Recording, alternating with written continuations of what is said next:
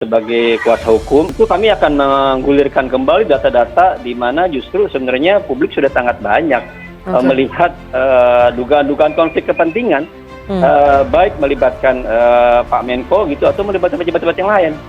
Jadi ini kan kita seolah-olah ya pejabat ini melakukan banyak hal gitu, itu seolah demi kepentingan umum. Tapi ketika kita dibuka, ketika dibongkar, itu kan banyak dugaan-dugaan konflik kepentingan, korupsi dan lain-lain. Kami melihat ada beberapa gejala-gejala dan prosedur ya.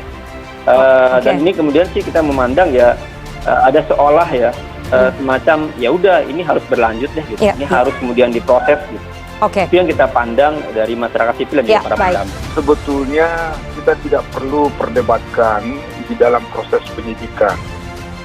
Yang sangat penting adalah karena ini sudah status menjadi tersangka, tentu prosesnya ini akan berlanjut di pengadilan.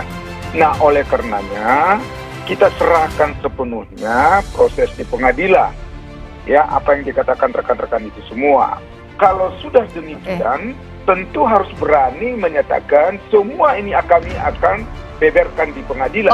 Yang dipersoalkan apa sih? Yang kita buktikan nanti di pengadilan. Nah, ini yang tadi saya katakan sejak awal, artinya memang pemeriksaan dari awal di tingkat kepolisian itu hanya stempel saja, kan gitu.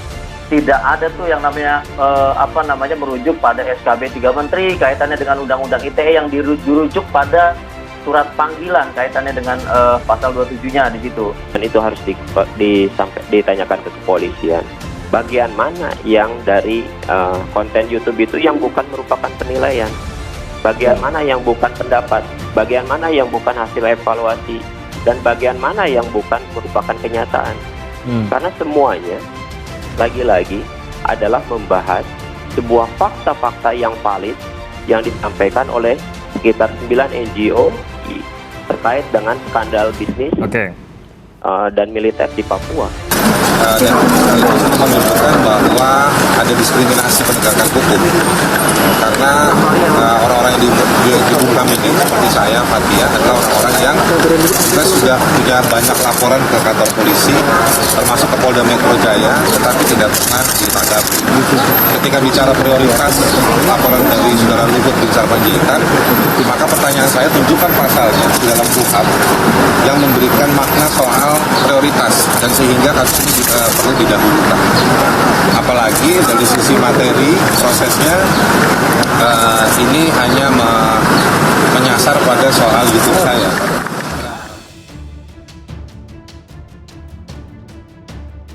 Siapkan langkah hukum lawan Luhut Haris Azhar. Kasus ini menyetrum kita untuk proaktif. Direktur Lokataru Haris Azhar menyatakan akan menyiapkan sejumlah langkah hukum untuk melawan Menteri Koordinator Bidang Maritim dan Investasi Luhut Binsar Panjaitan.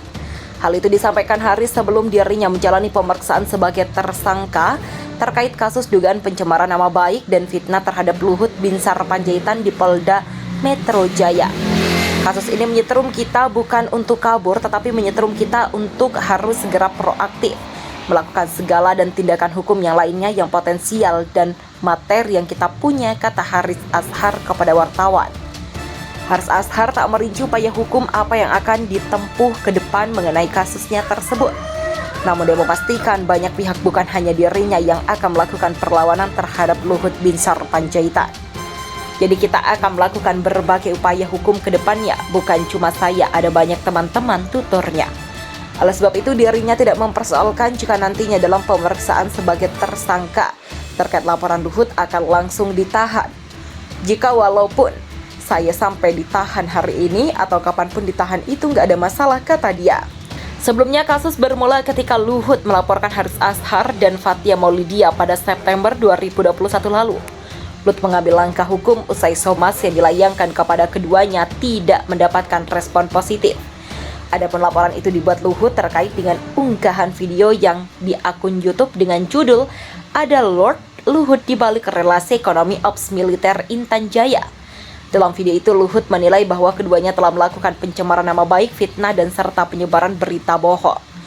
Laporan Luhut kemudian diterima pihak Polda Metro Jaya dengan nomor STTLP-B-4702-9-2021 SPKT Polda Metro Jaya 22 September 2021. Belakangan Haris dan Fathia ditetapkan sebagai tersangka dan harus menjalani pemeriksaan.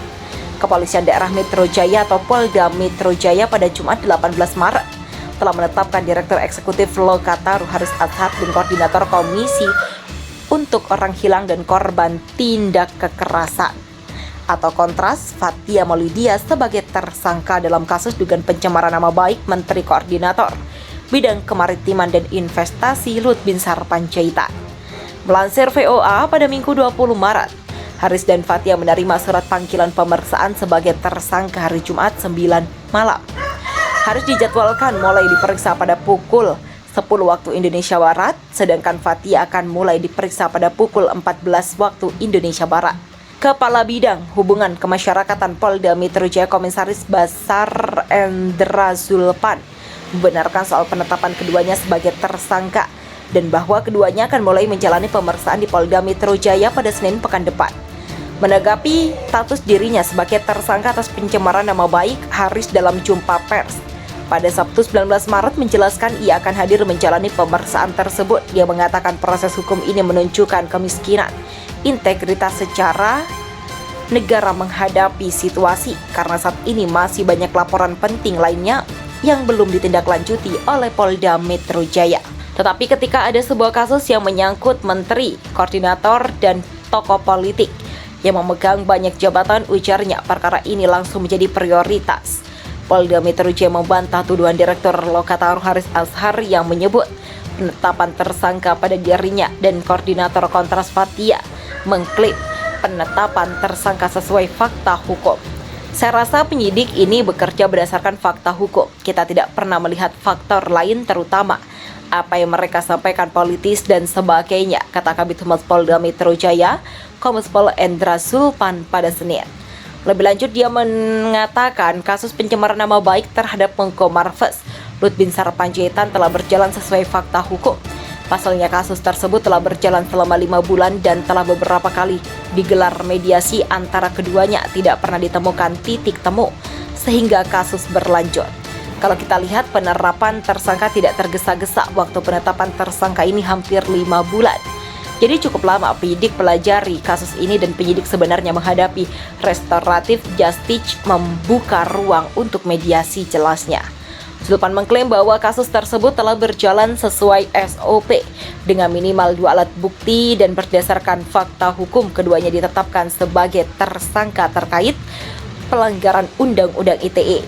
Sebelumnya Direktur Lokataru Haris Azhar menilai penetapan tersangka terhadap dirinya dan koordinator Kontras Fathia Maulidia bermuatan politis.